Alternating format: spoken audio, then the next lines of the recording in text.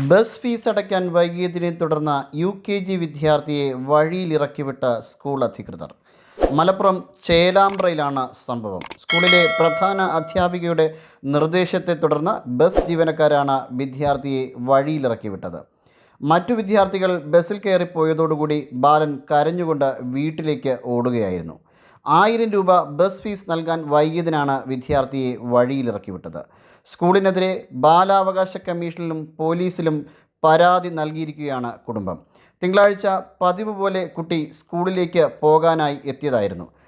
Fees നൽകാത്തവർ ബസ്സിൽ കയറ്റാൻ പാടില്ല എന്ന പ്രധാന അധ്യാപിക നിർദ്ദേശം തന്നിരുന്നുവെന്ന് ബസ് ജീവനക്കാർ കുട്ടിയോട് പറഞ്ഞു. തുടർന്ന് കരഞ്ഞുകൊണ്ട് വിദ്യാർത്ഥി വീട്ടിലേക്ക് മടങ്ങുകയായിരുന്നു. അയൽവാസികളാണ് കുട്ടിയെ വീട്ടിലെത്തിച്ചത്. സ്കൂളിലെ അധികൃതരും PTA അംഗങ്ങളും ഇതേ തുടർന്ന് വീട്ടിലെത്തി കുട്ടിയോട് മാപ്പപേക്ഷ നടത്തി. എന്നാൽ കുട്ടിക്ക് മാനസിക വിഷമമുണ്ടായി എന്നും ഇനി സ്കൂളിലേക്ക് ഇല്ലെന്നുമാണ് രക്ഷിതാക്കൾ പറയുന്നത്. Zag news, Thiruvananthapuram. നേരിന്റെ വാർത്തകൾ നിങ്ങളുടെ വിരൽത്തുമ്പിലെത്താനായി സാഗ് ന്യൂസ് ചാനൽ സബ്സ്ക്രൈബ് ചെയ്തും ഷെയർ ചെയ്തും ഒരു ശരിയായ മാധ്യമ നിലപാടിനൊപ്പം നിൽക്കാൻ ഞങ്ങൾ നിങ്ങളെ ക്ഷണിക്കുന്നു.